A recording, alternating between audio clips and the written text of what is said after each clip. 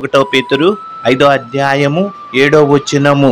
ఆయన మిమ్మును గూర్చి చింతించుచున్నాడు గనుక మీ చింత యావత్తు ఆయన మీద వేయుడి. ఆలకిస్తున్నారా? మన అవసరాలు తీర్చగలిగే శక్తి దేవుని దగ్గర లేదన్నట్లు విశ్వాసులు ఆందోళన చెందాలా? మనుషుల వైపుకు చెయ్యి చాపాలా? ఎంత మాత్రము అవసరం లేదు.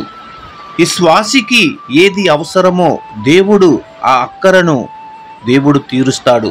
మన ఆత్మీయ అక్కరలన్నింటినీ కూడా దేవుడే తీరుస్తాడు. అక్కరలు అన్నీ అంటే మనము కోరుకున్నవన్నీవి కాదు. మనకు అవసరమైన దేమిటో దేవునికి బాగా తెలుసు. దానిని మాత్రమే తీరుస్తాడు.